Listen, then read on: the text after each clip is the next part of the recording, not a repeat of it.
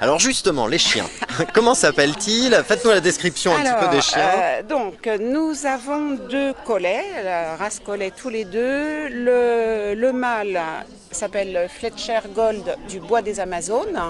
Donc, je vais faire de la pub pour son éleveuse, Ah, qui est dans la région d'Orléans.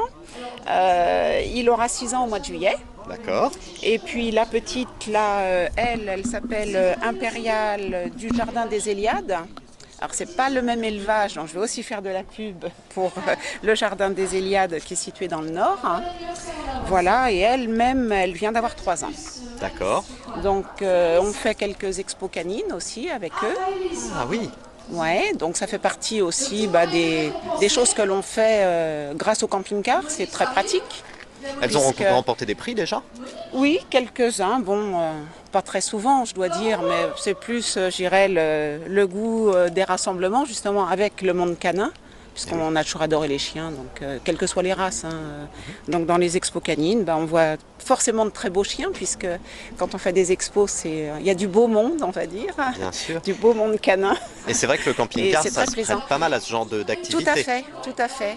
Parce que on est libre, on a notre petite maison à roulettes avec nous, donc Vous allez dans quelle ville pour des expos canines par exemple? on sillonne toute la France. D'accord. Comment ça se passe avec des chiens en camping-car, avec deux gros chiens surtout comme ça dans un camping-car? C'est pas du format Yorkshire. Je dirais les chiens, de toute façon, ils sont habitués, ils se placent automatiquement, ils ont leur petit coin. Et puis, je dirais, nous, pour leur confort à eux, on a opté pour un camping-car assez gros, avec une grande soute qu'on leur a aménagée exprès pour eux. Alors en quoi est-ce qu'elle est aménagée cette soute Elle est justement? aménagée parce que c'est leur coin à eux, il y a des grilles, ils peuvent rester dans la soute alors que c'est grand ouvert. Et ils rentrent aussi par l'intérieur, dans la partie cellule du camping-car. D'accord. Et l'avantage, parce qu'ils sont quand même plutôt avec nous, donc à l'intérieur, puisqu'on voyage toute l'année, de janvier à décembre. Donc hors saison, le temps n'est pas forcément très, très agréable. Donc quand ils sont tout sales, qu'ils sont tout mouillés, on les met là dans la soute, ils sèchent dans leur partie soute, et une fois qu'ils sont secs, hop, on les rentre avec nous, et puis voilà. Super. Le Et donc tour est la joué. cohabitation dans le camping-car. Ça se fait tout seul, en fait. Ça se fait tout seul. D'accord, d'accord. Alors, vous dites que vous voyagez en 4 saisons, mais Ouais. vous voyagez quelquefois pendant plusieurs mois? Non, non, sincèrement non. Nous, jusqu'à présent, on part 3 semaines, un mois, et puis on rentre à la maison, et puis après on repart.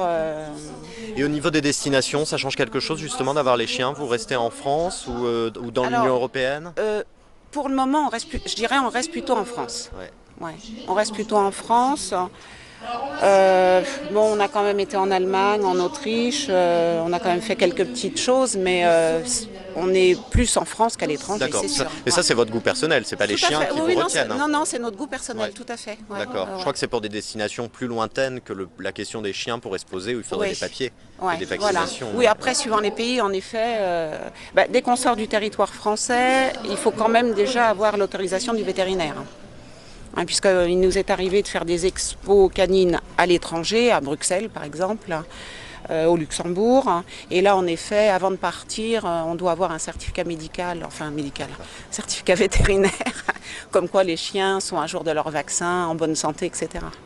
Au cas où on serait contrôlé. On ne l'a jamais été jusqu'à présent, mais on risque le contrôle quand même, donc Très bien. il faut être en règle. Là, les chiens sont attachés à l'étable. Vous les attachez toujours quand vous êtes. Moi, oui. Enfin, nous, oui. C'est pas forcément le cas de tous les Ah non, camping-caristes. bien sûr. Est-ce Ouais. que vous pouvez m'expliquer pourquoi? Alors, lui, c'est un mâle. Un mâle, ça lève toujours la patte. Moi, je veux pas qu'il aille lever la patte sur la roue d'un voisin en face. Voilà.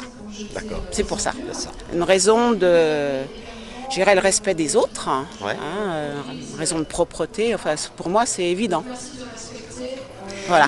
Et J'irai pas plus, parce le que fait d'avoir des comportements qui me- deux beaux chiens comme ça, est-ce que ça change vos choix d'étapes? Par exemple, est-ce que vous choisissez du coup plutôt des campings que des airs ou l'inverse? Je ne sais pas. Est-ce que ça a une incidence? Oui et non. Je dirais, on essaie dans la mesure du possible de trouver des étapes où il y a de la verdure. Ben, pour les chiens, parce que bon, le but aussi, c'est pas qu'ils restent attachés comme ça toute la journée. Donc, on aime bien qu'il y ait à proximité des espaces où on peut les faire courir, les lâcher. Bien sûr. Donc voilà, on choisit aussi un petit peu par rapport à ça.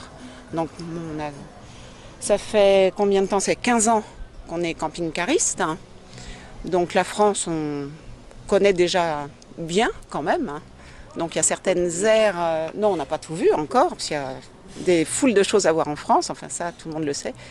Et il y a certaines aires où on retourne très volontiers, oui à l'occasion quand on passe par là, parce qu'on les connaît et que c'est des endroits qu'on apprécie. D'accord. Voilà.